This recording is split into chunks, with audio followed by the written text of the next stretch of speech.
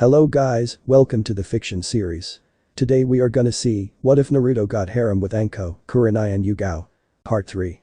If you want more awesome fan fiction like this, don't forget to hit that subscribe button, so without wasting any time let's get into the video. Welcome everyone, Anko shouted to the forest of death. It doesn't seem all that scary, Kiba shouted. As fast as lighting a kunai sailed past his face. The blade just lightly cut into his flesh, drawing a drop of blood. Anko was right behind him with a kunai at his neck. It's the hot-headed ones like you that end up splattered on the ground, Anko spoke. Usually she would lick the blood up but decided against it. Don't want Naruto killing the genin out of jealousy yet. She felt a presence behind her. It was giving off subtle killing intent. Hello, I believe this is yours. It was a grass ninja holding Anko's kunai with an elongated tongue. Thanks, but you shouldn't be behind me, Anko stated with a hard smile. My boyfriend could get the wrong idea with the killing intent and kill you. Everyone saw the blonde behind the grass ninja. Gone was the mischievous smile. It was replaced with a hard mask. If his eyes were visible, many were sure that they were cold as ice. Take her warning, Naruto ordered. The grass ninja gave a predatory smile before backing away.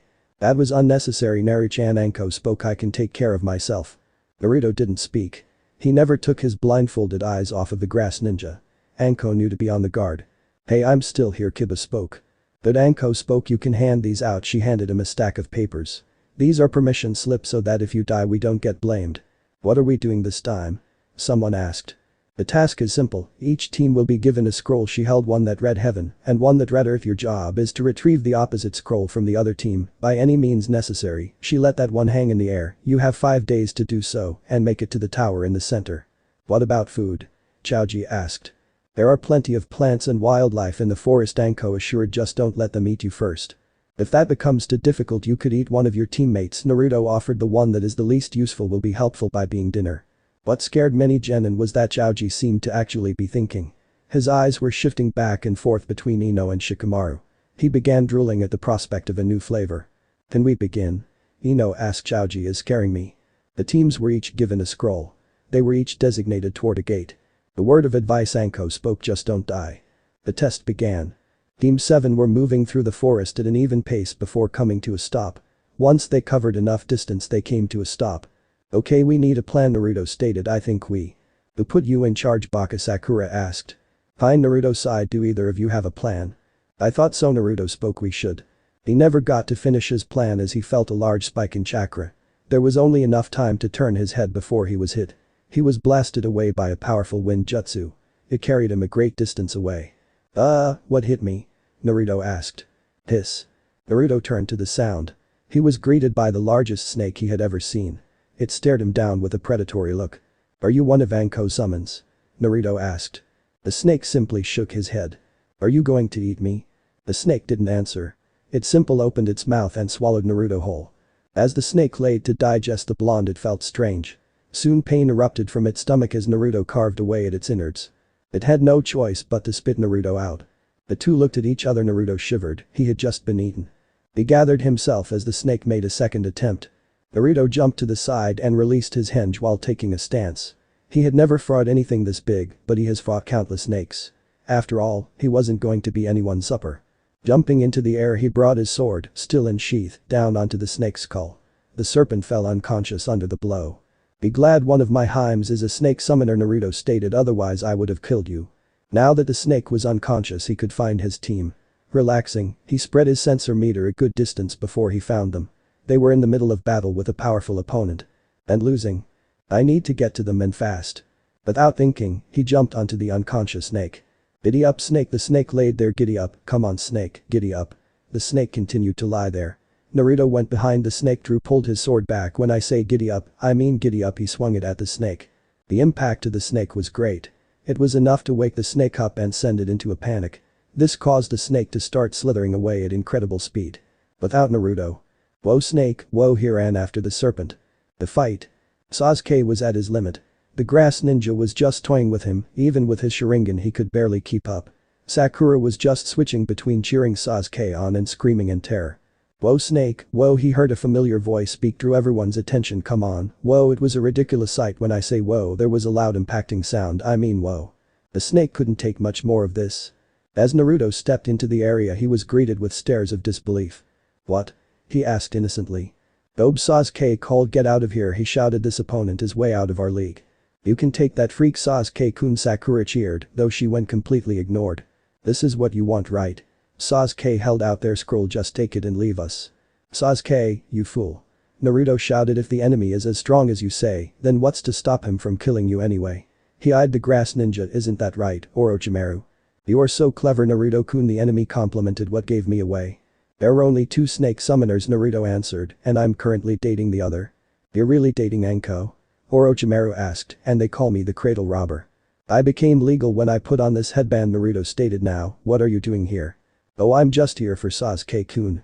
Orochimaru answered. "Now let's begin, shall we?" "Let's. I can make you pay for hurting my Hime." Naruto drew his sword and took a stance. He dropped his weights and removed his blindfold as prepared for battle. Even if he were to use his Shin no Ippo Stage 3, there was no guarantee he could win. He didn't have enough fear saved up. He had little to no control over the technique and just ran wild against whoever was in his way. The only reason he gained control was because of Anko, his Hime. He only beat Zabuza with it because the former Mist Nin was already tired. Orochimaru was one of the Sannin for a reason and looked full of energy. "So you want a sword match, huh?" Orochimaru mused. "Fine." The snake Sannin began to regurgitate something, a sword. Now Naruto had a chance. Orochimaru wasn't a Sannin for his sword skills. However, Naruto still needed to be careful. Orochimaru had superior speed, strength and much more experience. Naruto decided to make the first move. He jumped toward a free branch next to Orochimaru. Looking the snake Sannin in the eye, he used Shin no Ippo Stage 1. The technique caught Orochimaru off guard long enough for Naruto to use another Genjutsu. Demonic illusion. Double false surroundings. He hoped that Orochimaru didn't notice him start using Genjutsu. While he had the opportunity, he dashed toward the Sannin. Raising his sword, he made to decapitate the Rouge. His blade was blocked by the one Orochimaru was holding. So he broke free. He didn't think it would hold all that well anyway. Now they were in a power struggle. Unfortunately for Naruto, Orochimaru was winning. Then it caught his attention. "That sword," Naruto whispered. He jumped back onto another tree. It was the sword of Kusanagi. A blade that was said to be indestructible and capable of cutting through anything with enough force. It also came with a bunch of other tricks. "So you know of this blade?" Orochimaru asked him. "Do you still want to try yours against it?" Like he had a choice. The Sannin jumped toward Naruto, blade extended. While the Sannin was in midair, he made his move. "Now invert." With Orochimaru's vision and balance distorted, he attempted a one-arm diagonal slash. Orochimaru tried to block, but you know how that goes. The blade made contact, and Naruto was rewarded with the enemy's blood. As they fell, Naruto landed on a tree. Orochimaru attempted the same but fell through his. It was the illusion Naruto had placed in the beginning of the fight. The Sannin tried to right himself, but Naruto would have none of that. Everything the snake Sannin tried to grab was just an illusion. He landed on the ground painfully. Naruto jumped and landed on the other side of the clearing. Sasuke and Sakura followed behind after. "Oh, how were you able to beat one of the Sannin?" Sasuke asked. "You fool," Naruto shouted. "He's not beaten, he's not even hurt." "You are very perceptive, Naruto," Orochimaru complimented, "and your skills are just as good." "Well, Sasuke-kun is better," Sakura howled. "Be silent, you pink thing," Orochimaru ordered. "If you hate Sakura, then maybe you aren't all bad," Naruto stated. "Sasuke, I need you to back me up here." "Baka," Sakura shouted. "You should be backing Sasuke up." "I'm going to kill her," Orochimaru stated. While Orochimaru was distracted by Sakura, Naruto decided to make his move.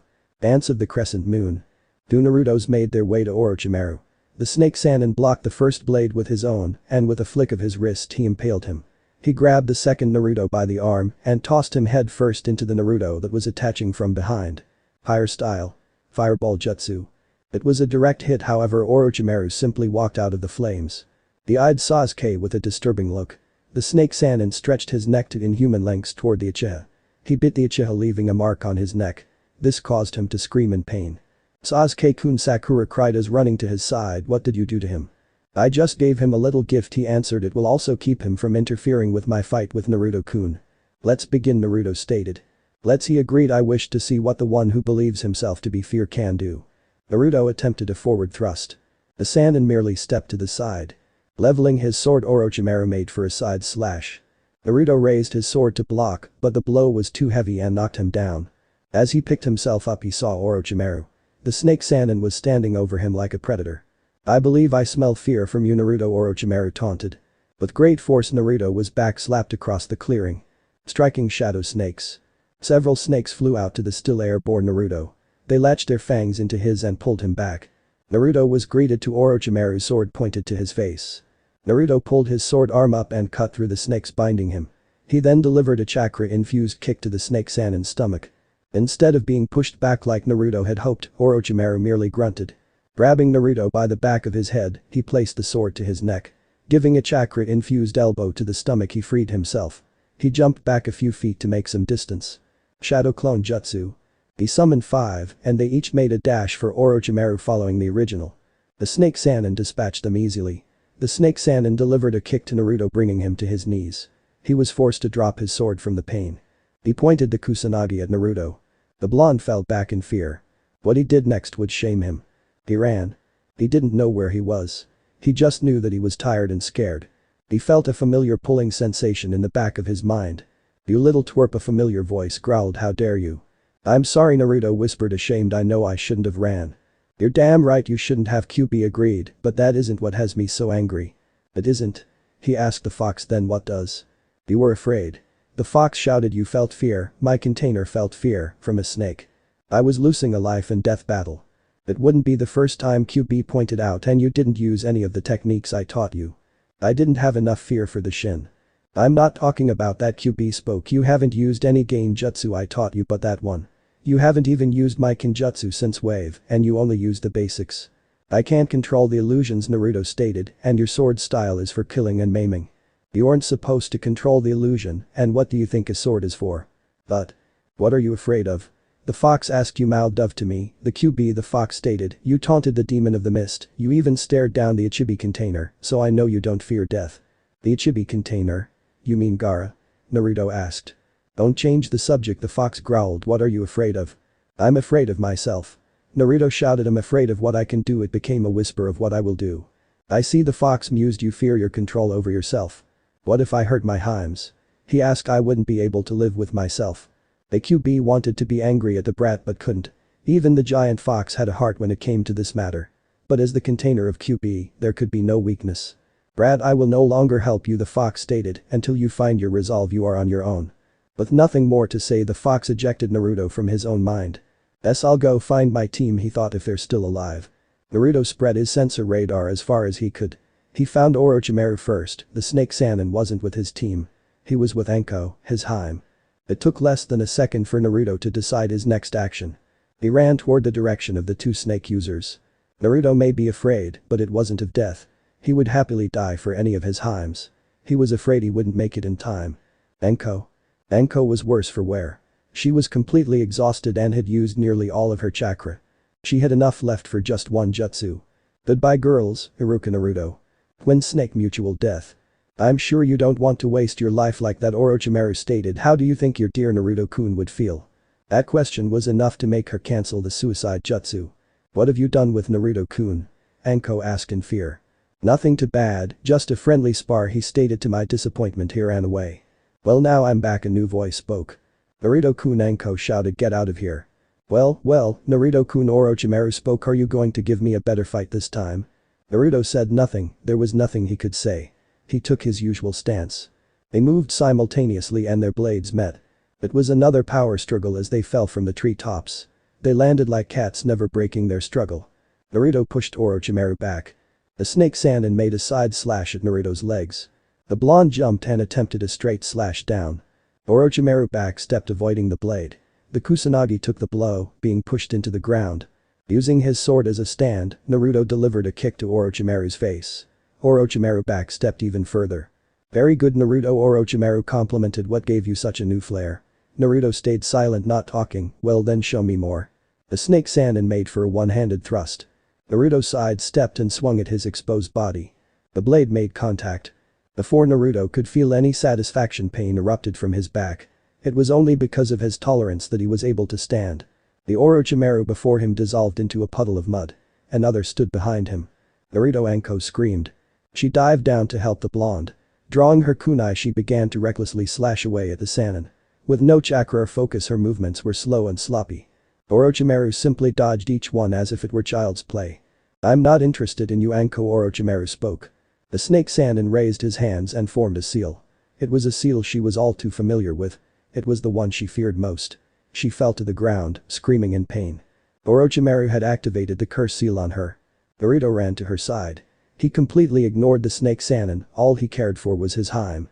Anko, he cried, get up. Oh, so she was your motivation, Orochimaru stated, no wonder you fought so hard. Stop it, Naruto shouted, I'm your opponent. Sorry Naruto, he falsely apologized, but no can do. Naruto glared at the snake. He activated the fox glare, but nothing happened. He tried over and over again. Not gonna happen. What, why? You need to give in. Never. Naruto dashed toward the Sannin but was simply backhanded. I will deal with you when I'm done with her, he stated, unless you show me what you used at the bridge. Do you hear that? QB asked, he is going to kill your mate, then you. I know. Then give in. But. Do you want to be alone again? QB asked, do you want one of your Himes to die in front of you? No. Then give in. Alright. Alright. Alright. Orochimaru looked toward the mumbling blonde. He was greeted with a pair of fox-like eyes glaring at him. It shocked him, but he knew enough not to look directly at them. That wouldn't stop it. The forest went black. Naruto unleashed more killer intent and fear than should have been possible. It filled the forest to the point that it stopped other genins in their task. Everywhere Orochimaru looked, he was greeted with giant fox-like eyes staring at him from all directions. In the center, Naruto was staring at him. It was unnerving, even to the snake Sannin. What have I gotten myself into? More than you could possibly imagine. With his concentration lost, Anko was freed. Naruto, she weakly mumbled before falling unconscious. 1 minute Naruto was staring at Orochimaru with untold hatred. The next he was behind the Sannin with fresh blood on his sword. Because on the shock, Orochimaru barely noticed the gash on his shoulder. Or the fact that Naruto was holding his severed sword hand. You shouldn't have harmed my Hime, Naruto stated, you would have lived. Orochimaru couldn't believe Naruto had just severed his hand. A genin, even if a gifted one, had harmed him, a Sannin. How did? Again Naruto vanished and another slash appeared. Longer Naruto needed to pay for hurting Anko in the past. Orochimaru was in trouble. He had only one hand and he was under assault from an unfamiliar attack. He needed to end this. As much fun as this has been, I need to go, Orochimaru stated. You think you can just leave that easily? Naruto asked, just like that. Of course I can, Orochimaru stated with confidence with just 6 little words. Well, you had better say them fast, Naruto stated, charging Orochimaru. The Sannin simply smirked. You're so like your mother. That stopped Naruto. It also stopped the Genjutsu that had filled the whole area. His mother? What would Orochimaru know about his mother? Even the old man, the Hokage, didn't know anything.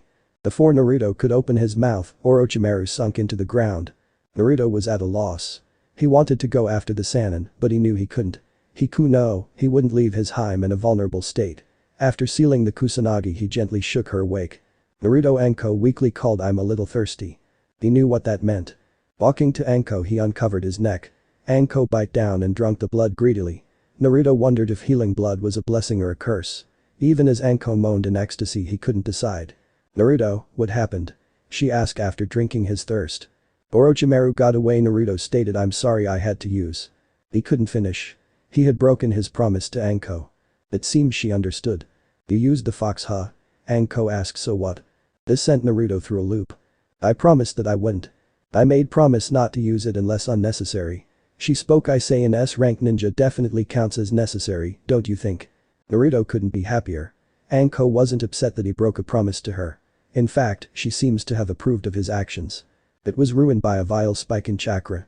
It just happened to be in the area of his teammates. Darn it. Though she spoke, I can take care of myself from here. She assured you, on the other hand, have an exam to finish. Naruto felt the area. There were Anbu on their way to the spot. Since he felt Yugao's chakra with him, he didn't mind leaving. Okay, with a kiss he was off. Snake. The summons needed a break. It had been summoned by its master for a simple task. Eat a child. What does it get? Knocked unconscious. Knocked awake to be a ride. And knocked unconscious when it wouldn't. Suddenly something fell on its head. Hey, a familiar voice called, I know we got off on the wrong foot, belly, but. The snake wasn't listening. Nope, it was getting away from that insane blonde human. Unfortunately, Naruto was still on its head. Whoa, snake. Team 7. Sasuke felt great. He had power, it was coming from the mark on his neck. He had been given power worthy of an Uchiha, worthy of his greatness. And he had the first prey to try it on. He even had an audience to use it in front of. There was Team 9 and 10 as well as Sakura. Before he could, a large snake burst into the clearing. It was thrashing around as if trying to shake something off. That something was a person. Naruto Uzumaki. Whoa snake, whoa, a familiar voice drew everyone's attention. Come on, whoa, it was a ridiculous sight. When I say whoa, there was a loud impacting sound, I mean whoa. Everyone's sweat dropped as they saw Naruto ride in on a snake before smashing it over the head with a sword sheath. The snake had enough, it dispelled. As the blonde stood back up and dusted himself off, he noticed his surrounding. What? He asked innocently. Yosh. Lee shouted, that was a wonderful display of youth. Thanks Lee, Naruto spoke. What happened to you? I was defending Sakura-san, he answered. It seems I must increase my flames of youth. Well Lee, you did good, Naruto spoke, reaching into his jacket. Here's a turtle. It was a real turtle. He handed it to Lee. Thank you, Naruto, Lee spoke through tears. I will forever tree. We were in the middle of something, one of the sound nin spoke, cutting Lee off. If you don't mind leaving. Sorry, Naruto spoke. As much as I don't like them, he looked at them, and I really don't like them, he added. I need them to pass. Baka Sakura shouted, don't get in Sasuke-kun's way. It finally clicked to Team 10 who this stranger was. Naruto had only showed this form to Team 7 and 9. Troublesome. That's Naruto? Ino asked. Why isn't he? I'm usually under a henge when you see me, Naruto answered. Enough of this, Sasuke shouted. I have a fight going on. He looked toward Naruto. In fact, Naruto, I'll test my new power on you first. Charging forward, the Uchiha attempted to end the fight quickly. He was met with the end of Naruto's sheath to his stomach. The pain brought Sasuke to his knees. He gave the blonde his most hatred-filled glare. Sasuke-kun, Sakura and Ino shouted. You're in for it now, Baka. Ino spoke. You attacked an ally, that's against the law. If you would have paid attention, Ino pig, Naruto snapped, you would have saw him attack me first. Well, it's still one down, the enemy spoke. Now you. They attacked Naruto as one. He calmly took his stance. Dance of the poison snake. Naruto struck them with great speed and precision. They fell to the ground holding various parts of their body in pain. It was an attack he had invented himself. It was a quick attack that struck the enemy or enemies deep. The wound wasn't lethal, but if left unattended the wound would bleed out. It was born from the idea of a poison snake strike being feeble but deadly. If you don't get attention for that you will die, Naruto warned. It won't be fast so you have time, but you will just bleed to death if left unattended. All of the Konoha teams were shocked at Naruto, especially Team 10. This wasn't the blonde idiot I knew, this was a shinobi. The killer. Find the assumed leader spoke. We leave. Leave your scroll, Naruto ordered. They did. Luckily for Naruto it was the one they needed. Hey you, Baka. Ino shouted. I want answers, so start. Ino, Naruto spoke. I have had enough of you and I could kill you now without any repercussion. Ino was frozen with fear. It was true, Naruto could kill her. During these exams death wasn't uncommon, it was actually expected. She looked around, it was obvious she would get no help. Uchiha, Haruno, Naruto called. Let's go. Wait, you hurt Sakura didn't get to finish. Naruto grabbed by the neck and raised her off the ground. He gave her a hate-filled glare. Sakura, I am tired of your fangirl ways, he growled. Since this team formed you have been useless. It was true. If I have to keep dealing with you, then I'll kill you myself, understand? Yes, she choked out, terrified. Let's go. Team 7 had arrived to the tower a few days earlier. They were greeted by Iruka who had given a lecture. Afterwards Naruto had informed him and the Hokage of their encounter with Orochimaru. It was supposed to be kept secret so naturally half of the village would know of it by the end of the day. Naruto had already reapplied his henge and left his team for better company. Now they were getting ready for the next phase. I'm sorry to tell you all this, but the Hokage spoke but was cut off. Maybe I should do it hate spoke. I am the proctor for this exam, Fine. Alright, there are two, many of you hate spoke, so we are, going to have a preliminary match. Does anyone want to quit now? Kabuto was the only one who did alright, everyone, but the one fighting go to the balcony. Sasuke vs Yoroi. You should give up, Sasuke spoke. You can't win against an Uchiha. We'll see about that. Yoroi stated. Yoroi made the first move. His hands began to glow with chakra. He charged the Uchiha and grabbed him. It took a while, but Sasuke found out what he was doing. My chakra, he groaned. That's right. The Uchiha kicked Yoroi off as hard as he could. He drew a kunai and took a stance. A stance that angered Naruto. Dance of the poison snake. The blow to Yoroi was fast and ruthless. That attack wasn't meant to be lethal unless you let it bleed out, Sasuke spoke, but this is fire style. Fireball jutsu. The genin was burned to ashes. Winner, Sasuke. Uchiha hate spoke. As Sasuke made his way to the balcony he was stopped. Naruto stood in front of him with barely contained rage. Team Naruto growled. You had no right. What are you going on about, dope? Sasuke asked with a smirk. Naruto was only angered further. He grabbed the Uchiha by the neck and lifted him off the ground. Naruto, unhand Sasuke, Kakashi ordered. Baka, you had a glare from Naruto. Shut her up. Naruto the Hokage called, please explain yourself. That technique Sasuke just half-assed was mine, Naruto spoke, I created it myself. Naruto, you shouldn't make up lies, Kakashi spoke. I can vouch for him, Anko spoke, he based it off the style of the poisonous snakes. It's fast and seems easy to ignore, but given time you die from blood loss like poison. You should feel honored, Sasuke spoke with arrogance, I found the attack to be worthy, so I made it my own. Naruto increased the pressure on his hold. Naruto stop, the Hokage spoke, I'm sure you don't need to kill him. Fine, Naruto mumbled, releasing Sasuke, but I'll get even my way. That's fine, here's an assured, but not now. Come on, Sasuke, Kakashi called, we need to deal with that little problem you have. Shino vs Aku. Panin. Shino wins. Penkuro vs Stretchy Guy. Panin. Penkuro wins. Sakura vs Ino. Panin. It was an awful fight. Temari vs Tenten. Panin. Temari wins. How was that, Naruto-kun? Temari asked, am I one of your Heims yet? That was brutal, Naruto spoke, and no. Temari simply pouted before walking away. She stopped and looked directly at Naruto. Mark my words, she stated, I will rub those whiskers. Nari-chan, Anko called in a sickeningly sweet voice, is there something you want to tell me? Maybe about that sand girl. No, Heim, he spoke, there is nothing between us. But she cheered, I was worried 4 women weren't enough for you. Poor Kankuro and Kiba shouted. The Hokage and Kankuro experienced a terrible case, nose bleeding. Kakashi, who just returned, was having a perverted giggle attack. Hayate and Asuma sent unnoticed glares to the blonde. Kiba was shaking in untold rage. You're dating the proctor, my sister and 2 others, Kiba shouted, if I fight you then you're dead. Shikamaru vs Kin. Panin. Shikamaru wins. Naruto vs Kiba. Yes, Kiba shouted, now we can teach this dope a lesson. But I don't want to learn now, Naruto stated. Wah, shut up and listen, Kiba shouted. I'm all ear using hinge. Naruto created several large ears in various places of his body. That's gross. You just don't understand the power of hinge, Naruto spoke, which is surprising since your sensei is a Genjutsu specialist. Forget Genjutsu, Kiba shouted. Naruto Anko called, why not show him how well your hinge is? Gladly. Akumaru ran toward Naruto and bit him. Although Akumaru was a small dog, he had powerful bite. It didn't help that there was chakra mixed in his teeth. Good thing Naruto had a high pain tolerance. Ah, heal, Naruto shouted as he jumped around on one leg, how would you like a case of 7-year itch bone breath? Naruto hinged into a man-sized orange flea, you'll free the flea. He began chasing Akumaru across the arena. It was actually pretty funny and disgusting at the same time. It lasted until Kiba threw a powder substance into his face. Whatever it was, it caused a burning sensation to Naruto's face. What was that? Naruto asked in his human form. Flea powder, Kiba answered, when you live with dogs you learn to keep prepared. It was true, now come on, I'll show you why I'm top dog around here. You know, Naruto spoke, tightening his blindfold, I've always been a cool cat. He hinged into a man-sized orange tomcat, but baby, look at me, ow. The cat ran toward Kiba. The feline delivered scratch after scratch at Kiba, who was barely able to dodge. Kiba knew he was in trouble. He needed some space. Akumaru, he called. The dogs ran behind that cat Naruto and did something insane. He bit Naruto's tail with a chakra-infused bite. This caused Naruto to jump straight to the ceiling in pain. It didn't help his image that Akumaru was barking at him while running in circles. Like a cat and dog. Now everyone was laughing at him. He began to shake in rage. Naruto didn't like to be laughed at. So he undid his blindfold. An unnatural chill silenced all of the laughing. The walls all became black and seemed to close in on everyone in the room. From the unnatural darkness, an untold number of giant glowing fox-like eyes glared.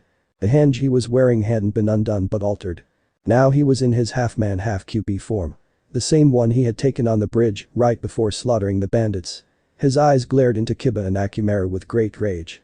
He gave a mighty roar and with great speed he stood before the two. Using one tail he grabbed Akumaru and began squeezing.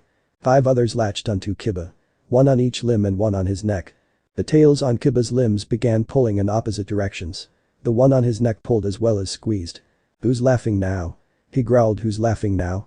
Naruto Kurenai called, stop this instant. Naruto released both Kiba and Akumaru, who were struggling to breath. He also undid the illusion he had on the area and himself. He couldn't meet Kurenai's gaze. For him, disappointing any of his Heim was too great a shame. It didn't help that he had put his blindfold back on. Oh, I'm not mad at you, she assured, but how will Hana feel if you hurt Kiba too badly? Sensei. Kiba couldn't believe what he was hearing, you're one of them too, aren't you? That's why you always smell like foxes, you're dating Naruto as well. Well, she didn't like the gazes she was getting. Naruto finished the match, she couldn't meet the gaze Hinata was giving her. I will not lose to this dope, Kiba shouted. He actually thinks he's worthy of my sister, he continued. I am tired of them keeping the clan up all night when he visits her. This brought out some blushes and nosebleeds, and mom only encourages it so she can get some grand pups. Kiba called, check your kunai pouch. What, why? If you want the baka to really suffer, she stated, show him what's in it. Fine. Kiba did want him to hurt. When he reached into his pocket he pulled out a few pictures. As he examined them he couldn't help but smirk. These would give him what he wanted, with interest. Hey Baka, called, you should take a look at them as well. Kiba tossed the pictures into the air and let them scatter. Everyone saw the pictures. Kiba Kurenai growled, you fool. Naruto-kun. As Naruto examined them he felt a cold hand grab his heart. On each picture was a different one of his Heims. They each were with different man. Anko with Iruka. Asuma and Kurenai. Yugao and Hade. Well, dope, Kiba spoke anything to say. Everyone watched as the blonde calmly walked towards Kiba. Naruto delivered a devastating punch to Kiba's face. The blow most obviously broke his nose, but that wasn't all. The force behind it sent Kiba sailing into the wall across the arena. On impact Kiba became lodged into the wall and created a crater. Naruto wasn't done. The blonde began to deliver punch after punch to Kiba's face. Each one digging Kiba further into the wall. Each one drawing more and more blood from the dog user. Kiba was beginning to fall unconscious. Naruto wasn't going to have that. He punched Kiba in the gut. The blow forced him awake for the continued punishment. It also caused him to double over and spit out both blood and vomit. He weakly looked at Naruto and regretted it. What he saw wasn't the blonde he ridiculed. What he saw was a pair of crimson red eyes that made him afraid. Naruto glared into Kiba's eyes with such intensity that he nearly fainted again.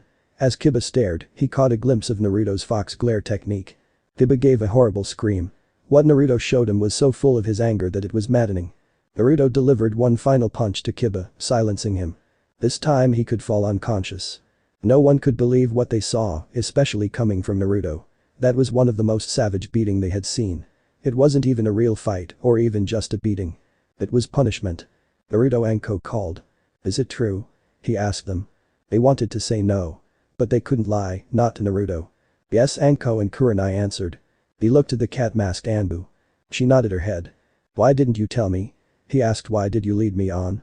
Don't feel bad, Asuma spoke. You can at least say you went all the way with the Ice Queens, he continued, and on the first date on the same night. You chose him over me?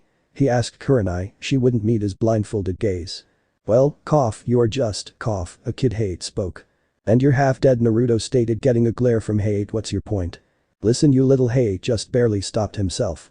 Say it, Naruto ordered. I want you to say it. Hate didn't know what came over him. But he said it. Demon, he shouted. You demon. You broke the third's law, Naruto stated, undoing the cloth punishable by death. Hate, Anbu dressed Yugao called. Don't look into his eyes. Too late. Shin no Ippu. Stage 2. This stage was the one Naruto thought was the cruelest. In an average battle he wouldn't use it. Now he just didn't care, he wanted this fool to suffer. It literally froze a person's lungs with fear. Hate couldn't breathe. He was literally suffocating from fear. He fell to the ground gasping for the air his sick lungs were denied. He couldn't turn his terrified gaze from Naruto. It became obvious to everyone why Hate couldn't breathe. Naruto's henge ended and everyone saw what he really looked like. No longer was he the orange-wearing buffoon.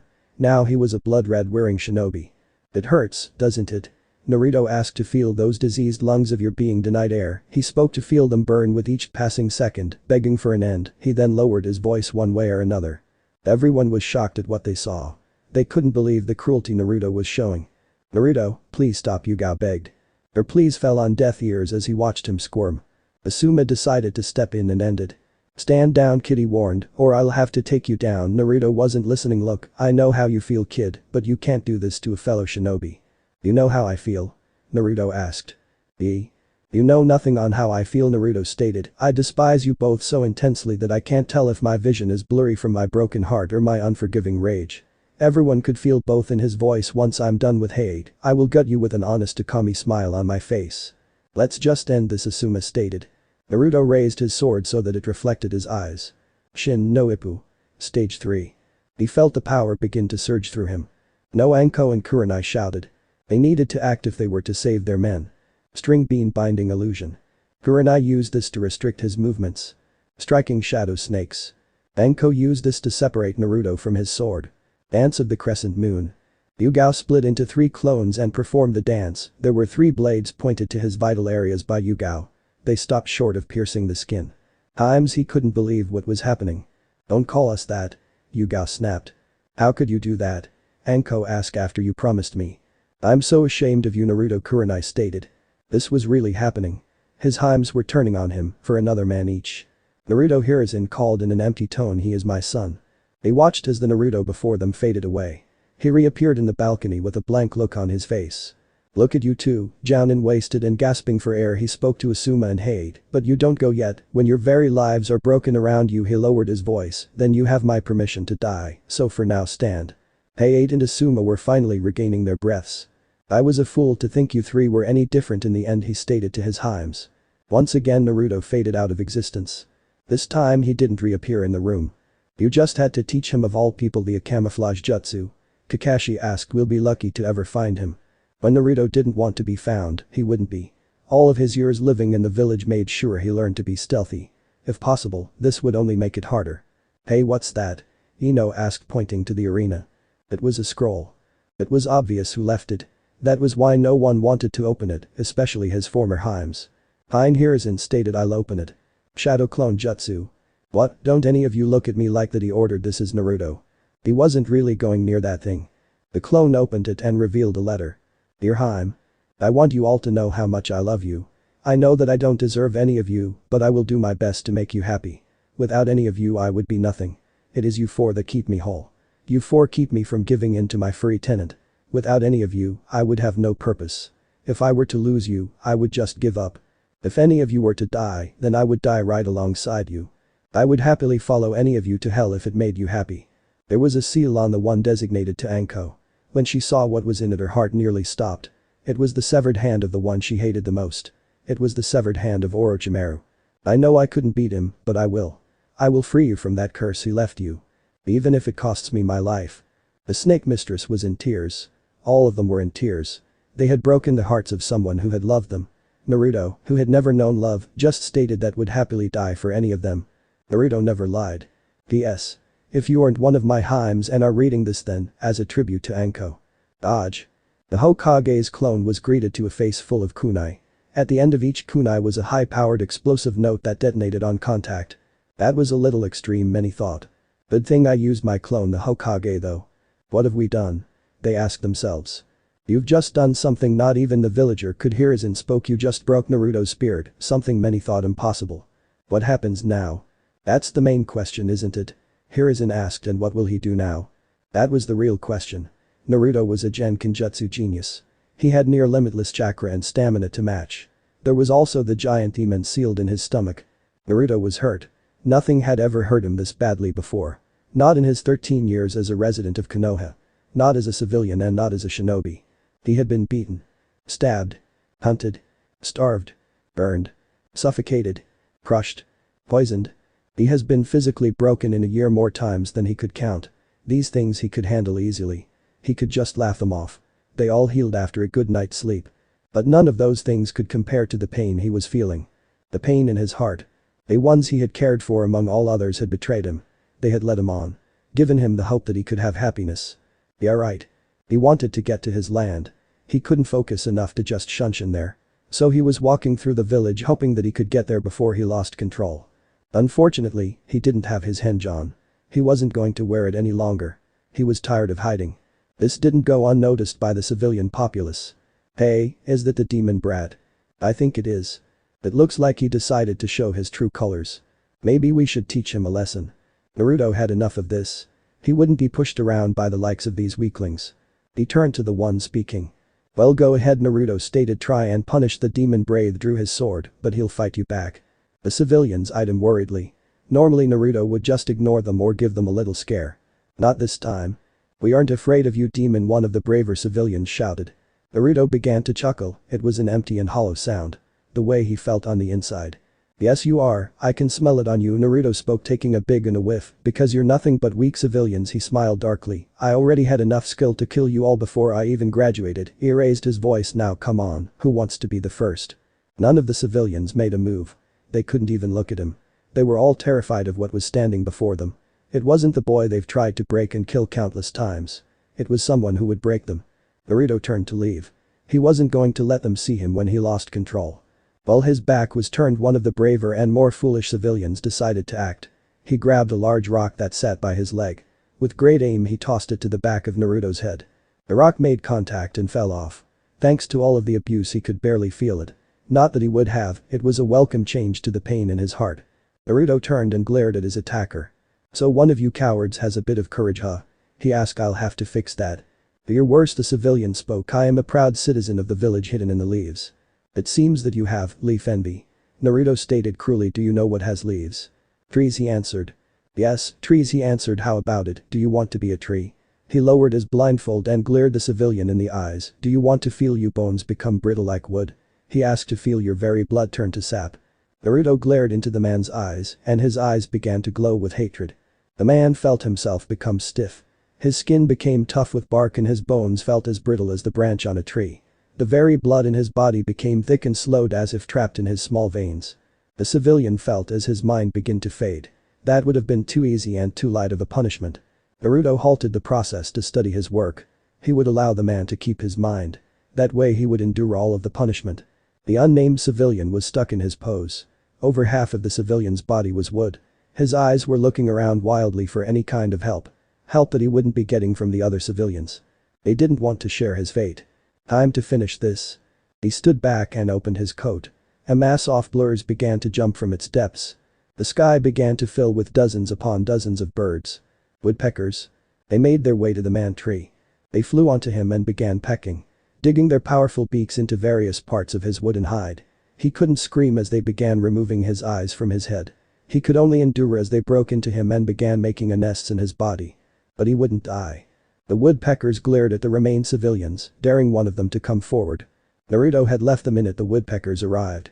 He was finally at his destination, his home. He finally lost control. His tears began to fall down his cheeks fast. There was no longer any way he could hold them back. He wouldn't have any way, not here. This was his place of peace. Surrounded by his family. The foxes didn't know what was wrong with Naruto. They just knew that he was hurt and need comforting. "Thanks guys," he spoke, earning a growl. "And girls, this earned a yip. I knew I could always count on you all." He could. Hospital. Naruto was sure that the Chunin exams were over. He no longer felt chakra being tossed around from the tower. He did feel a few of his friends end up in the hospital. He decided to check on them.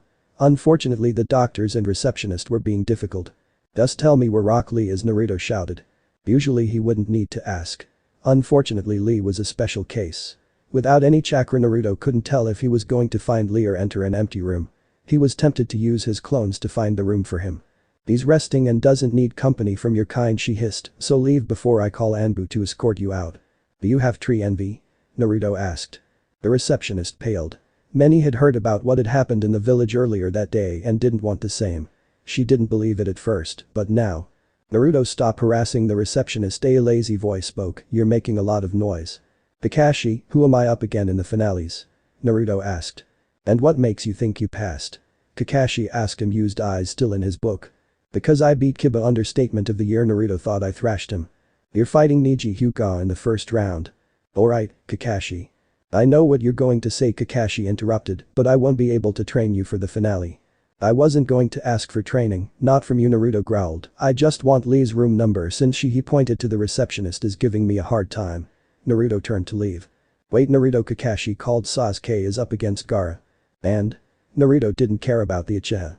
"So I need some things from you," he continued. "Your sword and any other dances you've made, they'll be the surprised since they're original." "What?"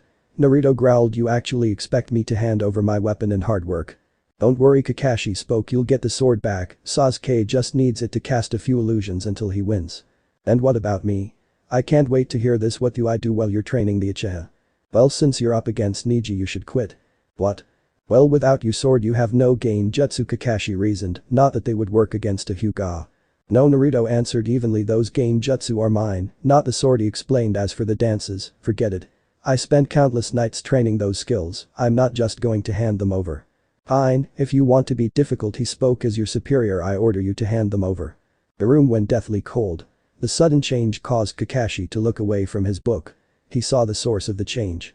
A pissed Naruto Uzumaki. "Listen to me, Hot Aki," Naruto whispered, "if you ever try something like this again, well, here's a sample." Fox glare. Kakashi was in a small and nearly empty room. All that he could see was his sensei, his former team and a copy of his favorite book next to a kunai. "Hello Kakashi," they spoke as one. "Sensei, don't speak," they snapped. "It's time for you punishment." "Punishment he though, what do they mean?" "What's happening?" he asked. "We are going to read a copy of your book to you," they answered. "How is that punishment?" "It's the yaoi version," they answered, "and the only way out is to kill yourself." He didn't know what that was. "If you do it then you gain our respect and our forgiveness," they spoke, "but you'll be shamed like your father as a coward." "And if I don't?" "We kill Sasuke and leave Sakura to you." They picked up the book. "You have until we reach the end to decide." Real world. Everyone who saw what had happened couldn't believe it. 1 minute Naruto was talking to Kakashi, the next, Kakashi passed out. Many senseis, who were here to check up on their students, saw the whole thing. Even his former Himes had saw the ordeal but were too afraid to step in. The shock only increased as he gave a cruel but hollow laugh. "I will come back to check on my friends," he spoke coldly. "Tell the others what you saw," he leaned and whispered, "or I'll come for you, do you hear me?" He asked. "I'm talking pain, razor blades and lemon juice." The receptionist nodded frantically. Naruto vanished in a shunshin. In Yuzuka compound. Naruto felt like kicking himself. He had actually forgotten about Hana during the ordeal. She was the only one not in any of those pictures he saw. He decided to sneak around to her window. It would be unlikely if most of the clan didn't hate him more for hurting Kiba. "Hana," he called Inuheim. Her window opened and he humped right to it, never entering. He looked to his Inuheim and saw that she was upset. So did the triplets who hung around her feet. It didn't take a genius to figure out what had her angry. "Why?" she asked through tears. "Why did you do it?" "Do what? Please don't mean." "Don't play dumb," she shouted, getting the triplets riled further. "Why did you hurt Kiba so badly?" "It was a match and I lost control," he admitted, "but I..." "No, I don't want to hear it," she stated. "You're nothing but a monster." "Monster? Monster? Monster?" "No Haim," he begged. Don't say that." She was his last Haim. The last person important to him. "Get out," she ordered. When he didn't, she put on the claw he got for her. "I said leave." "Haim," he took a step in toward her. "Don't touch me," she screamed. In her anger she lashed one of the claws out toward him. The blades cut him deep across the neck, drawing a mass of blood. The triplet saw this as a signal and attacked Naruto. One bit into an arm and one into a leg. The last one tackled him, causing all four of them to fall out of the window. "Haim." It was the last thing he gurgled before he dispersed into a column of black petals. The look of betrayal would be forever burned into Hana's mind. "Naruto," she cried, I'm sorry." But it was too late. He was gone. Home. That was it, he was done. He had nothing left. He had no Himes, and he definitely had no love for the village. "So you are just giving up?" "Don't worry, I'll still free you." "That's not what I asked." "What else is there for me? I have nothing left." "What did you have before meeting them?" "Nothing but my fox family." "Exactly, it's just like starting over." "Starting over?" "Yes, starting over without restraint." "Restraint?" "Yes, no more of your Himes holding you back." "Holding me back? What are you, a parrot?" "The parrot?" He couldn't resist. "The point is, you won't have to keep yourself restrained for them, relying on simple parlor tricks." The fox growled. "Remember what happened in the forest?" "How could I forget? The only reason I started helping again was because you found your resolve." "We went over this already, QB." "Yes we did, and when you gave in, but only partially." "Party? Don't you start that again." QB snapped. "Sorry. You were so focused on saving Anko that you still held yourself back." "I am sorry." Naruto was training as hard as he could. Why? Because he finally had the free moment. He had a little less than a month until the Chunin exam finals. His first match was with Mirage Blade. He wasn't worried, in fact he was looking forward to putting that Hyuga in his place. The only real competition he had was Gaara. The rest were just there. That didn't mean he would take them lightly. He would give it his all in every fight. Unfortunately he couldn't train as often as he would have liked. Why? The problem was with the Uchiha and Itachi. Naruto often sensed them around trying to take his techniques. He tried going to the Hokage, but it wasn't enough.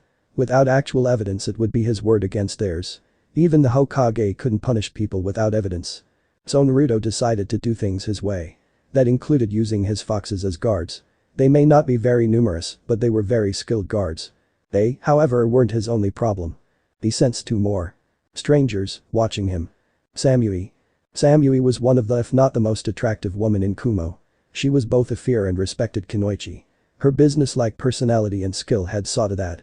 When given a mission she went through with it without question. Even one such as this.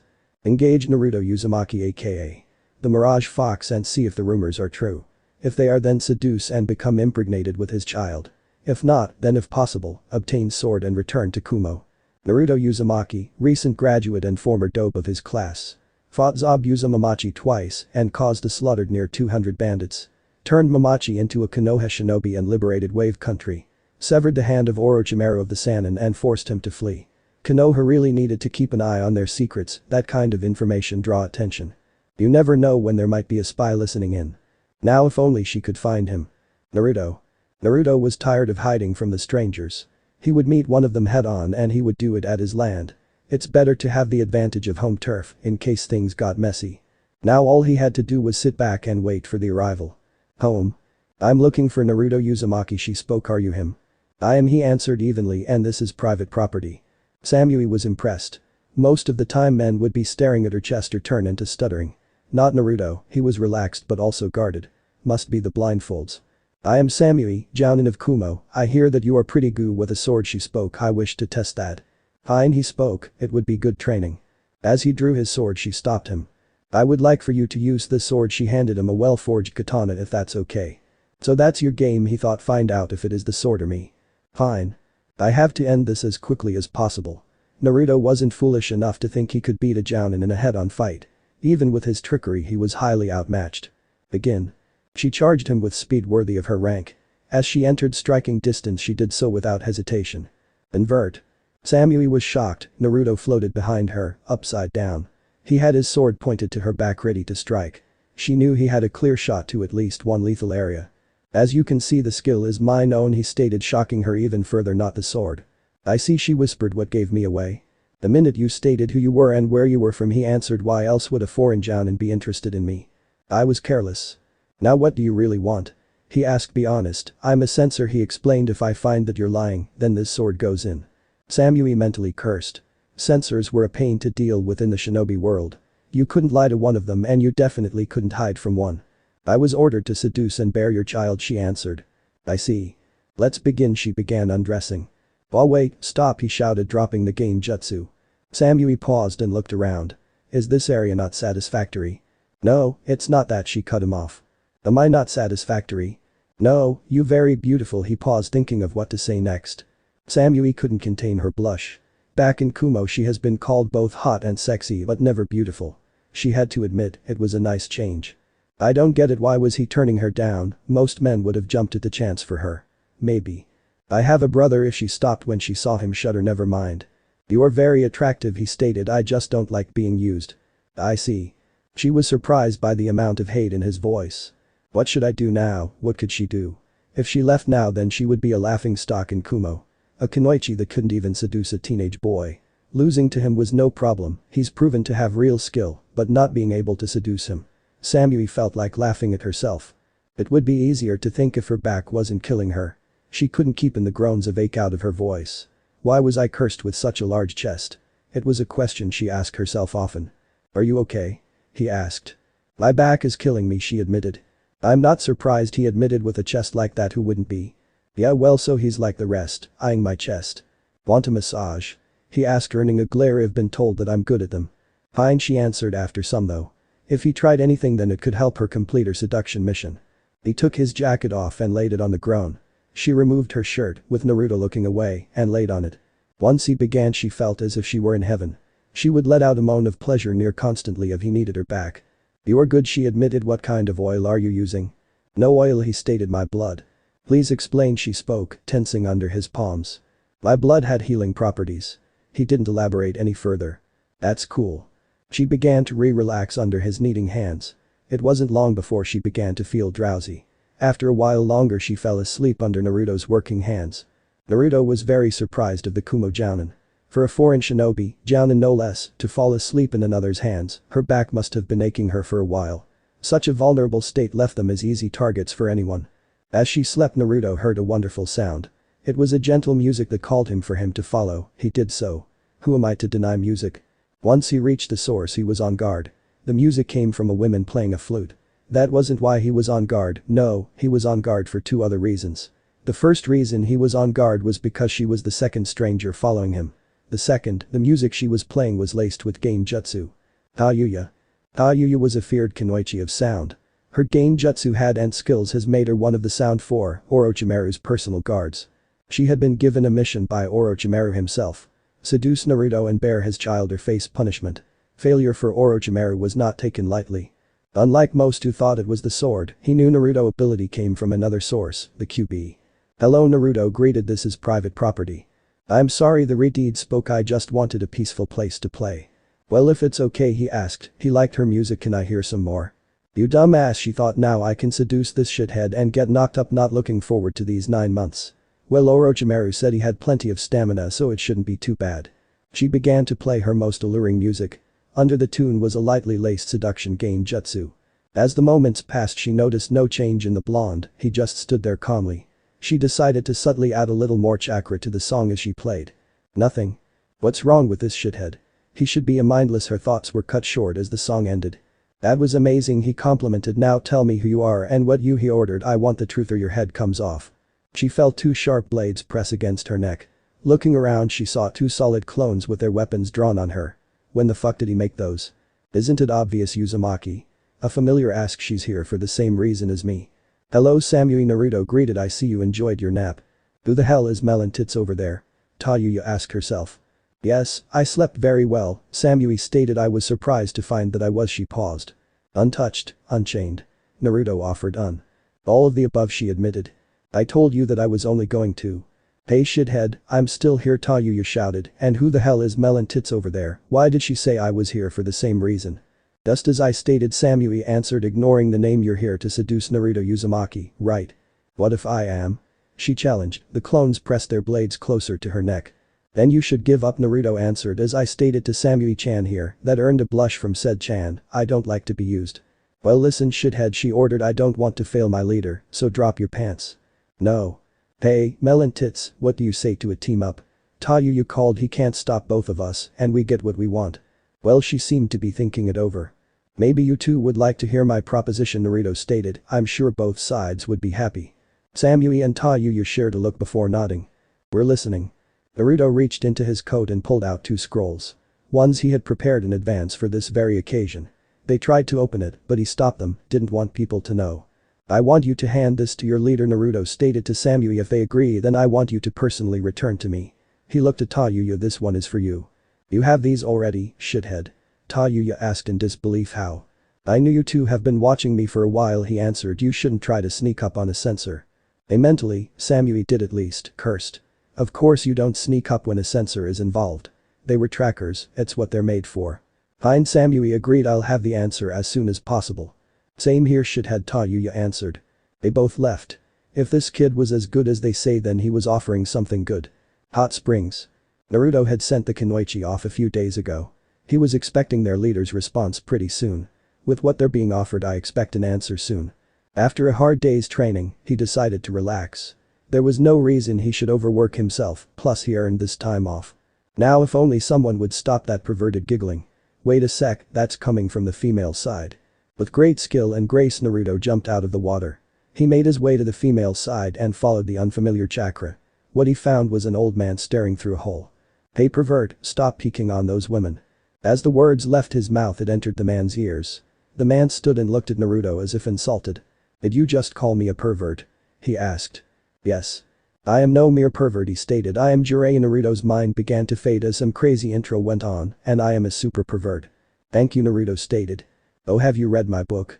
Jiraiya asked. Are you thanking me for its wonderful details?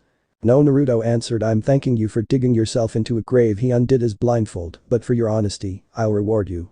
Jiraiya made the mistake of looking Naruto in the eye. Naruto motioned for Jiraiya to turn around. The Toad-san did and was greeted by a gracious sight. It was a horde of beautiful women dressed in nothing but towels. They were making their way to him with a certain sway in their hips. Jiraiya-sama, they called. We love you, do you love us? Yes, he screamed. I love all of you, would any of why? They silenced him by putting a finger to his lip. Have you heard of tough love? One asked. What's that? The one who silenced him earlier answered. By headbutting him in the nose. There wasn't much force in it, just the surprise of attractive women headbutting him. Then it happened, their beautiful faces were gone. In their place were horrible reptilian-like scales and blank, pus-filled eye sockets. As soon as he saw it, they vanished, as if they were never there. One of the women punched in the face. This blow had force behind it, it knocked the Sannin to the ground. Why? He asked. Sometimes love hurts, Jiraiya-sama, they answered, and we love you a lot. They all began to grab weapons from nowhere and hold them menacingly. But Jiraiya was cut off by a blow to the head. The women continued to beat the Sannin with the skill and strength of a pack of kunoichi. He begged for mercy, but there was none for him. "You have left me no choice," Jiraiya shouted. Summoning jutsu. Under him a giant toad appeared. It wasn't too large, around the size of a large human. "The frog won't save you from our love, Jiraiya-sama," they purred. "Frog?" The toad shouted in indignation. "I'll show you a frog." The toad gave them a mighty blow with a water jutsu. The blast was enough for them to begin to dissolve as if they were melting. "Such a waste," Jiraiya whispered as he dispelled the toad. "They were such inspirations." "We forgive you," a feminine voice spoke. Jiraiya looked and saw the women as they began to reform. Their melted skin began to smoke and bubble. In mere seconds there became living flames. "That's a new meaning to the word hot." "How?" he asked. "We forgive you because we love you," they answered, "and we love you to death." They each tackled the Sannin as one. With the unbalanced weight in fear of burning to death, the Sannin fell over. He fell into the water of the empty hot spring, hoping to douse the flames. The water merely caught a flame as well. Naruto watched as he burned. "Save me," he begged. "Why?" Naruto asked. "Hello Naruto." My Kami Haku couldn't believe the sight. "Bet you forgot her." "Hello Haku-chan," Naruto greeted. "Where have you been?" "We have to help him." She prepared to freeze the water. "No," Naruto shouted. "Let him cook." "Why?" she asked, afraid of the answer. "Because I'm have frog legs for dinner." "Answer." "The Raikage-sama wants to know if you can honestly pull your end off," Samui stated. "Same with me, shithead," Tayuya stated. "I can, but only if they agree," Naruto spoke.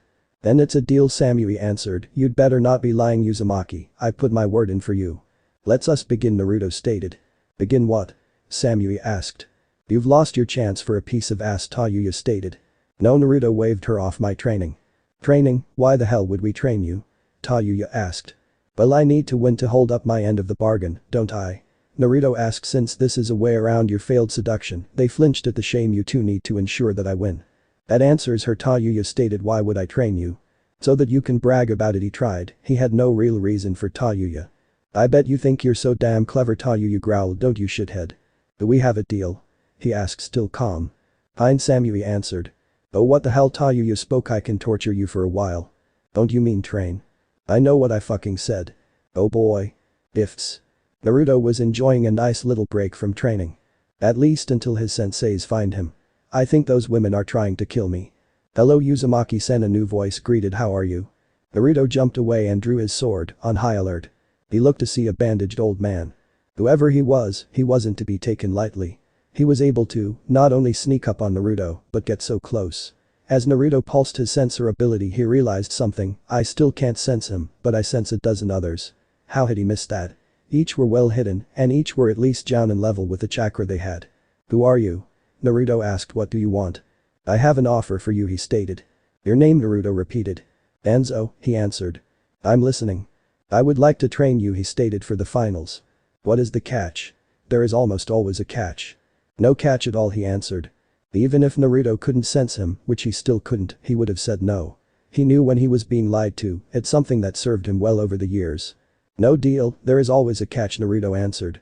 "Very well, let's say this meeting never happened." He placed a scroll on the floor. "And this is insurance. I'm sure you'd enjoy it." He gave Naruto a calculating look. "If you can use it." Danzo gave the ground a simple tap with his cane. The hidden shinobi were dispersing like roaches when the lights are turned on. After a moment they were gone, and so was Danzo. He had a clone check the scroll for traps. He may have been curious, but he was even more cautious. Living in Konoha had burned that into his memory. What he read was enough to interest QB. This will be the perfect payback for that thieving Uchiha. He was in a real good mood. Only one thing could make it better. "Hey shithead, we've been looking for you," Tayuya stated. Naruto wasn't surprised. "Samui-sensei, Tayuya-sensei," he called. "How would you two like to get some dinner with me, as a date?" It was finally the day of the finals. Many people of influence such as daimyos and other leaders were attending. Even the Raikage showed, but he was here for a different purpose. "Greeting Raikage-sama, Kazekage-sama," the Hokage greeted. "I hope your trip was eventful." "It was no problem, Hokage-sama," the Kazekage spoke. "I'm sure you would have made the trip in your younger days." "It wasn't too bad," the Raikage answered. "I had to listen to my foolish brother's rap." "Hey bro, I need to be me," he rapped. "Awfully, after all I'm the rapping killer we." "That was awful," were the thoughts of the Kages. The Raikage sighed. "Go practice rapping in an abandoned training field." "I hear that the Uchiha will be fighting my son," the Kazekage spoke. "I'm sure that it will be an interesting match." This put both the other Kages on edge because Ikage never called his children sons or daughter. I'm more interested in the match between Uzumaki and the Hyuga, Ikage spoke, and whether he holds up to his end of the bargain or not. All great candidates, the Hokage agreed, but we can't forget the other contestants. The proctor began speaking. He used a jutsu that amplified his voice over the crowd. We will begin the first match. Wait, where is Hayate? Naruto asked. Hospital. Sweet. Naruto vs Neji. The two combatants stood ready. Naruto no longer in his disguise and Neji with an arrogant smirk. The real difference was that Naruto now wielded 3 swords. The first was his original sword, the second the Kusanagi, and the third, a mystery sword. You should surrender, Neji spoke, you are fated to lose. Naruto said nothing, he merely stood there with a smile on his face. Neji didn't know this, but it was the same smile he had when he was told to go all out. Small and calm, holding back the true madness. Naruto drew his sword, the blade caused a glint to cross Neji's eyes. His Byakugan activated and glaring into the blonde. He then resheathed the sword and never even took a stance. Naruto walked forward, causing Neji to take a cautious step back. Never dropping his smile, Naruto opened his jacket and stood still. The meaning was obvious, he was giving Neji a free shot. Come on Hyuga, Naruto taunted, if you're destined to win, then end it here and now. I always thought you were a fool, Neji spoke, but it seems you at least understand your fate. 8 trigram 64 palms. 2 palm. 4 palm. 8 palm. 16 palm. 32 palm. 64 palm. Each blow was to the intended target, not one missed their mark. However, Neji added a little change, each palm was aimed for a lethal spot such as the heart. Naruto fell to the ground unmoving. I told you fate could not be changed, Neji gloated, turning to leave. It's over, proctor, he won't be getting up. Impressive, Hyuga, Naruto complimented, even with my pain tolerance that hurt. How did you survive that? Neji asked. I know each blow hit its mark. They did, he answered. As to how I survived, well, I don't die easily. Many could vouch for that. Well, come, I shall show you why your efforts are in vain, Neji taunted, activating his bloodline. My Byakugan shall see through any of your Genjutsu. Well then, come. Naruto stood still with his smile still in place. He would allow Neji the next move. Don't mock me, Uzumaki, Neji snapped. Neji charged toward Naruto, letting his anger get the better of him. As he got within range, he threw a hand out, intent on hitting a lethal chakra point. Naruto simply sidestepped, allowing the arm to sail past his face. Naruto placed his arm inside Neji's guard and reached for his prize. With a quick motion, he completed his move. They jumped apart. Naruto stood back with a smile in place. This one was different, it allowed a bit of the madness to show. Neji stood back in confusion, unsure of Naruto's move. Naruto held up his prize. He placed it over his face so that Neji could get a good look at it. It was his Byakugan. It was his eye.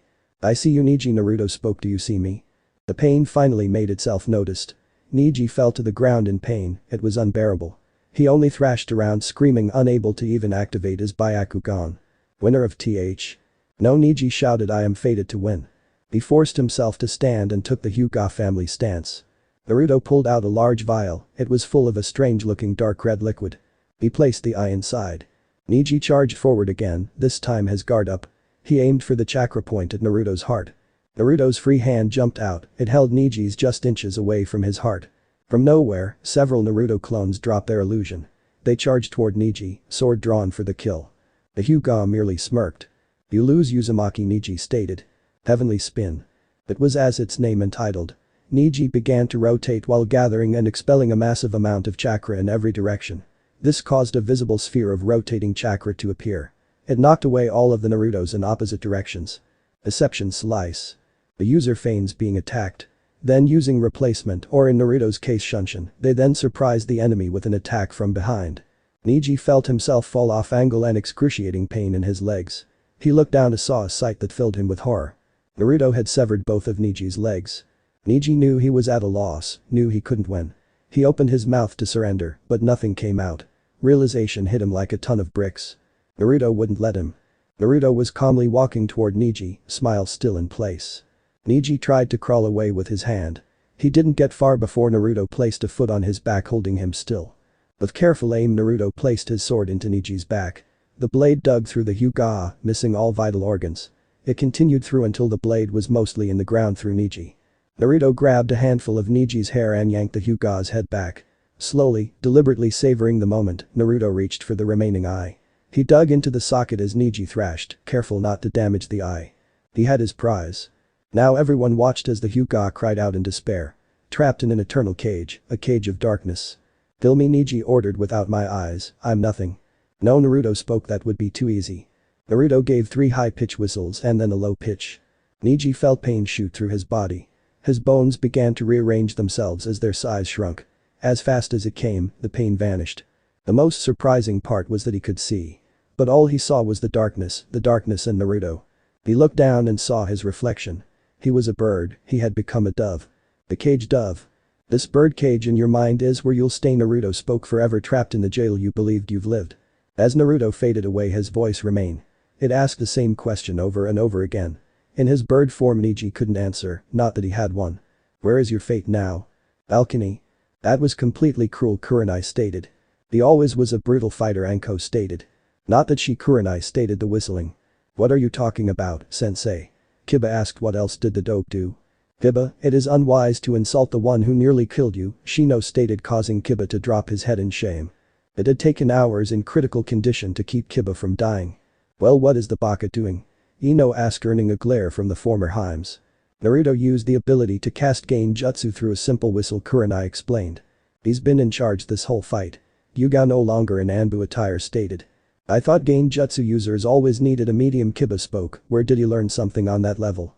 Who cares what the baka can do? Sakura. Sasuke-kun is much better.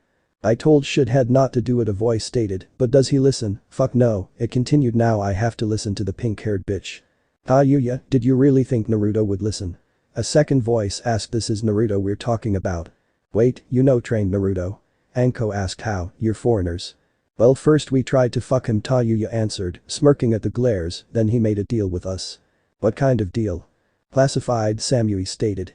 You're using him, Anko growled. No less than you did, Samui stated.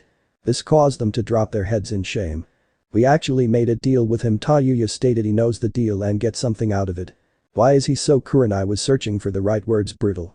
That's all him, Yuya admitted. I guess he has some pent-up aggression for some reason. She gave them a smirk. We've already fixed his other pent-up problem. The former Himes were angered by this, but they didn't know why. It's over, we have our men, they thought, minus Hana. She was the only one that was single before and after. Whatever you taught him won't matter, Sakura stated, breaking the spell. Sasuke will crush him if the baka makes it to Sasuke-kun. Watch. Arena. I won, Proctor, Naruto called. Brady agreed. Winner, Naruto Uzumaki. The audience came for blood and that's what they got. The foreigners were cheering at a great, albeit quick, match. They applauded as if it were any match. The citizens of Konoha saw it completely different. They saw it as the demon brat brutally beating and blinding a respected clan member. They made their opinion known, dwarfing the cheers of the visitors. They booed at Naruto, cursing him, saying he should be disqualified. They even threw stuff at him in hopes of injuring him from the angle. Naruto simply stood there. The smile that he kept the entire fight was long gone. Now he had on a deep scowl and unhidden anger. The shadow under his foot began to grow, silencing the crowd. It stretched until it nearly reached the end of the arena. It began to take form as its light shade darkened, becoming black. Once the form settled, they were horrified at it. It was a giant 9-tailed fox. The pair of large crimson eyes snapped open in the shadow. The shadow fox eyed them, seemingly focused on the former attackers. A large pair of white fangs made themselves known in the smile. It was a smile that promised untold pain to all that saw. Wire. The shadow let out a tremendous roar. The power behind it was enough to actually shake the entire stadium. They had the feeling that it wasn't part of his Genjutsu skills. The citizens who lived in the village were even more terrified with the noise. It was the same as the one from 13 years ago, one that they would never forget. The sound of QBE. The shadow retreated back into Naruto. He made his exit in silence. All of the foreigner were just confused at the action of both Naruto and the villagers. None of the villager were brave enough to make a sound. The proctor broke the silence. Next match begins now. Kage booth. Well, I'll be the Raikage, thought he actually got them. I'm sorry, Naruto, the Hokage thought you shouldn't have to deal with this. Soon, Sasuke-kun. Balcony. Naruto made his way up to the balcony. He saw his former Himes arguing with his new ones. For the last time, I have no feelings for Naruto, Kurenai shouted. None of us do. We paid our debt, Anko growled. We moved on. Hey shithead, you called nice match, but why drag it out? The former Himes turned to the one she called. They paled at who they saw, Naruto. It was obvious that he had heard them yelling. They lowered their heads in shame, unable to meet his blindfolded gaze. He had on the same smile from the beginning of the fight. It was unnerving to all who saw it, even his new Himes. It seemed that their words hadn't affected him in the slightest. Well, there was some bad blood between me and the Hyuga, Naruto answered, not missing a beat. We've settled it. He walked forward, not even acknowledging his former Heims. Leaning in, he shared a gentle kiss with Samui and a rougher one with Tayuya. For some reason this gripped at his former Heims' hearts. Man, Dobe Kiba stated, you move fast. That was a completely unnecessary match, Tenten stated, teary-eyed. You didn't need to go that far. You're right, Tenten, I didn't, Naruto stated, but I wanted to. This sent a shiver down their spines, a shiver of fear. For once, Naruto welcomed it from the former Heims. It's been cool, Naruto-kun, Samui stated, but now it's time for business. Samui stepped forward and handed Naruto a scroll. Naruto simply took it and handed her a scroll in the eyes. Hey Baka, Pink Harpy shouted, why did you trade? None of your business, Aruno, Naruto answered. Actually it's all of ours, Yugao stated. You just traded a village asset. Even if it is useless now, Kurenai added. I am within my rights as a shinobi, Naruto explained. I defeated Niji and salvaged what I found useful, he continued. I'm also able to keep them operational thanks to my blood. He was right. A shinobi is able to personally keep anything they take from a defeated opponent. The rules never specified what kind of fight, minus a spar. It was a rule created by the Uchiha. They also knew Naruto's healing blood was powerful. It could heal almost anything from physical to biological. Healing useless eyes weren't that far off on the list. Use it well, Samui ordered. I will, Naruto promised, after I make some Naruto modifications. He disappeared in a shunshin. A Naruto modification? Many were really terrified. Kage booth. Surely we can give them a little more time. The Kazekage tried it as an important match. Nonsense, the Raikage spoke. A shinobi not on time isn't a shinobi. I agree, the Hokage spoke. Proctor. Since Sasuke Uchiha isn't here, he began. Gaara wins by default. This was greeted by a round of boos and jeers. These are Kage orders, the Proctor spoke. Take it up with them. Silence, that's right, respect the Kages. Tenkuro vs Shino. Hanan. Shikamaru vs Tamari. Hanan. Naruto vs Gaara. Gaara entered the arena using a sand shunshin as their match began. He would finally fight someone who could make him feel alive. As soon as he arrived. Come down, Uzumaki, Gaara called. Face me, or are you afraid? The sky over the arena was filled with a red mist and the sound of laughter could be heard. It began to shape itself into a fiery-like form many Konoha adults knew. The head of the QP in all its glory. You dare challenge me?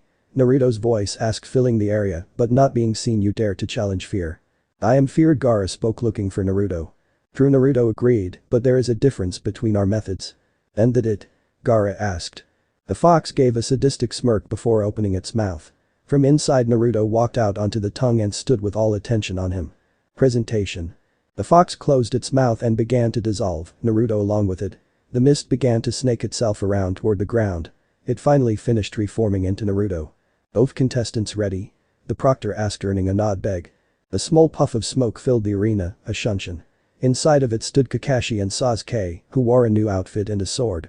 Yo, are we late? Kakashi asked. Yes, the Proctor shouted. Sasuke has been disqualified. What? I'm an Uchiha, Sasuke stated. I can't be disqualified. Well, you were, Naruto stated. I need to begin my match. So you made it past Niji, Sasuke stated. You know what, maybe I should pay your Heims a visit unless you give me your spot.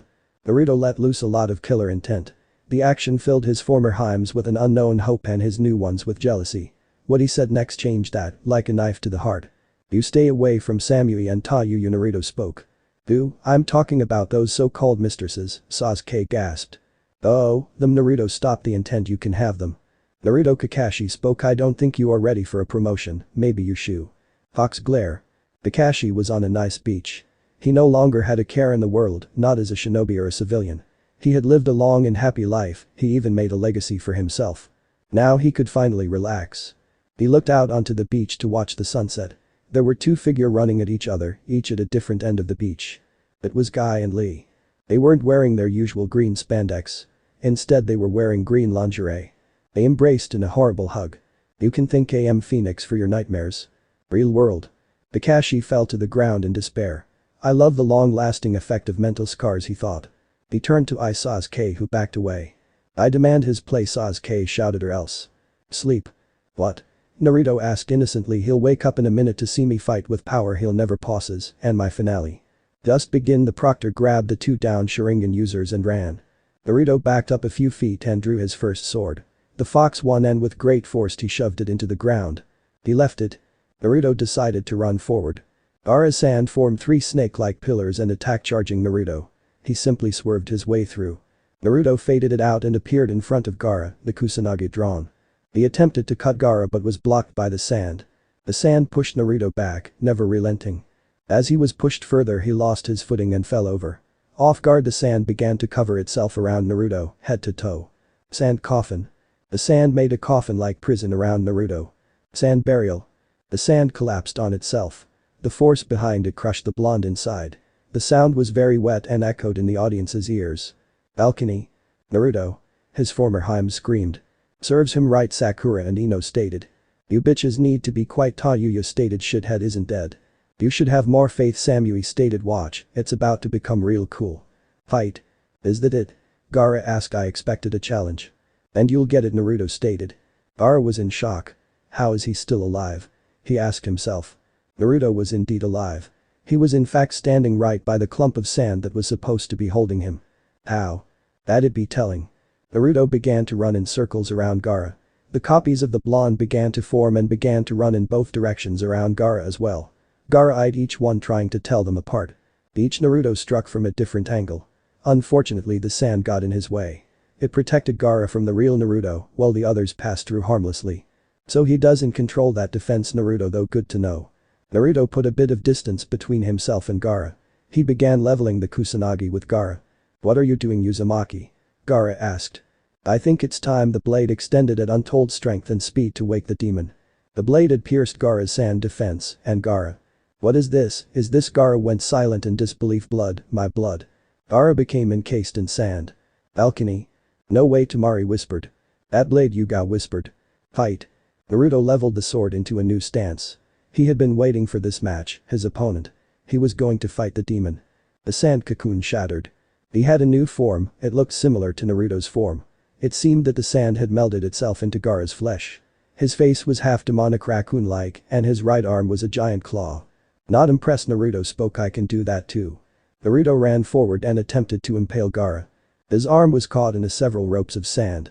They began to squeeze the blonde's arm before crushing and tearing it off. Naruto fell back in shock and pain. Even with his pain tolerance, he had a limit. Having an arm torn off makes one hit the limit fast. The sand then snaked itself around Naruto's leg. With a powerful yank, Naruto was slammed into the ground. The process repeated itself over and over before tossing Naruto. Gaara ended it by swarming the blonde in sand. Sand burial. Naruto appeared by the sand unharmed but exhausted. When was the last time I was this tired? How are you alive? Gaara asked, never waiting for an answer. He sent several spiked tendrils of sand toward Naruto. Naruto made no attempt to move as they impaled him and carried his body off. He spoke with a bloody smile, the name of the technique. Izanagi. Naruto appeared next to the traveling sand where he once stood. He was unharmed but seemed even more exhausted than before. I should have known I'd need a demon to fight a demon, Naruto laughed. He raised his blindfold and looked into his sword. He eyed his reflection. Shin no Ippu. Stage 3. He was fear and fear feared nothing. A massive fox-like head formed over him. It gave the citizens attending the battle a large smile. The fear in the area grew as the fox head entered Naruto. Naruto felt the power enter him. The power he had gathered thought the fear he'd gathered. He was encased in a slight red coat of chakra. It was like a second skin to him, more free. Gaara felt the oppressive power, it was truly overwhelming. This was what he wanted, he would finally have his challenge. 1 minute the blonde was across the field, the next he was beside Gaara. This high-speed movement caused Gaara to jump back a few feet, but not fast enough. The blonde raised his sword and impaled Gaara in the head. The one-tailed container felt his heart stop. Then it was over. They were back in the arena as if it never happened. Naruto drew his mystery sword. He gave it a mighty swing and unleashed a massive wave of wind. Even with his sand defense he knew he had to dodge. Luckily he did, or it would have tore Gaara to pieces. Naruto came running from the side of and took another swing at him. This time he unleashed a wave of water. It hit Gaara dead on, knocking him off balance, but did little to no damage.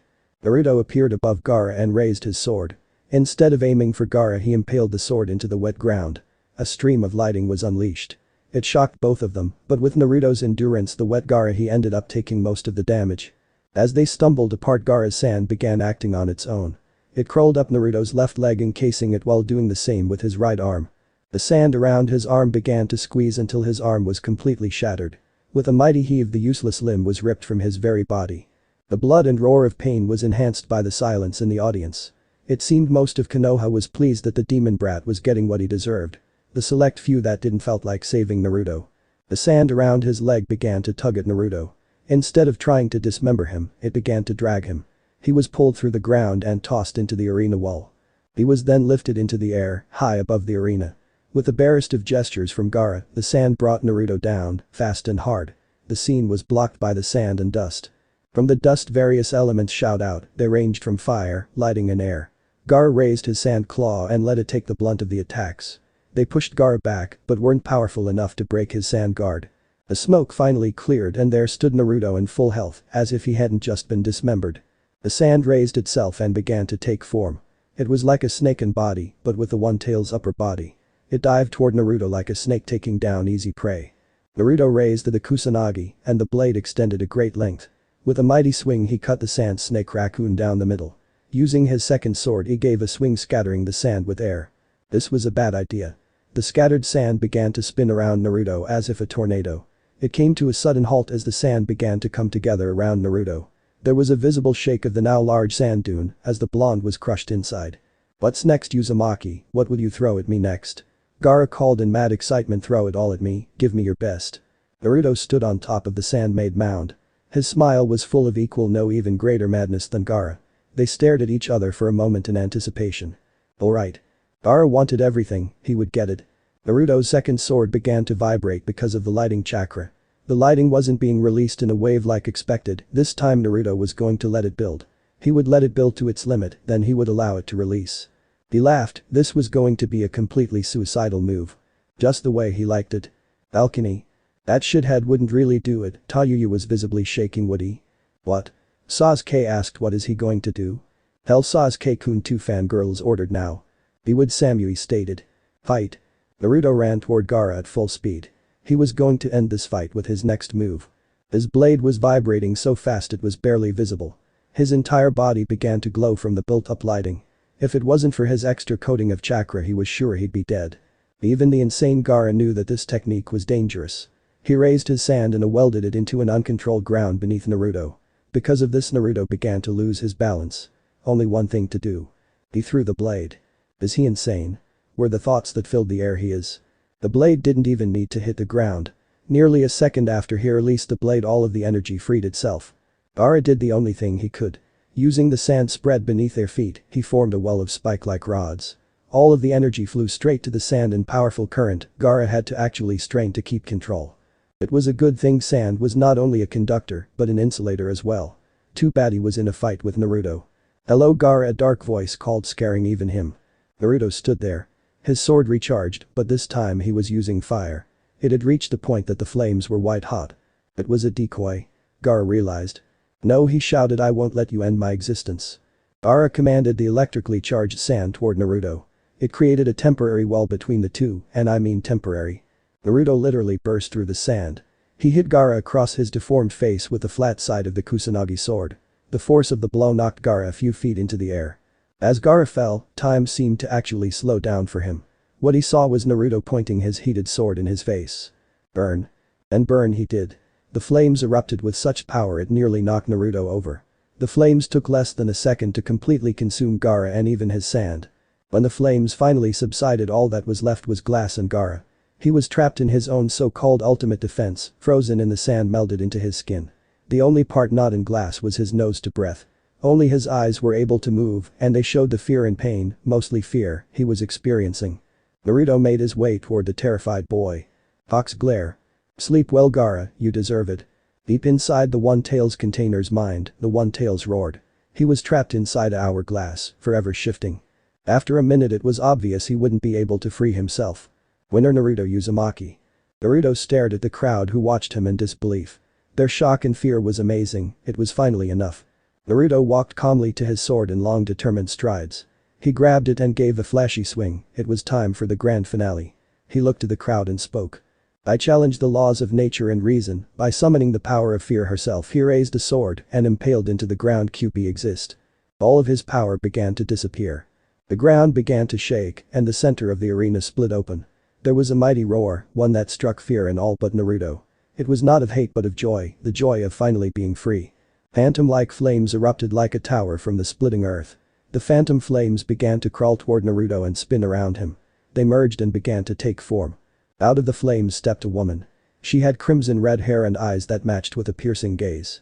She stood at a tall 6 feet with a powerful and imposing, but beautiful body. Behind her were 9 swirling tails, 9 fox tails. Naruto spoke to the new arrival. His voice was low, but it echoed throughout the audience. His words frightened all who heard him utter them. "Welcome to reality QB." Naruto laughed. "Welcome to reality my Haim." So this part ends here. Alright, that's it for today's video guys. Let me know in the comments section how was the story, and also don't forget to like, share and subscribe. I will meet you in another video. Bye bye.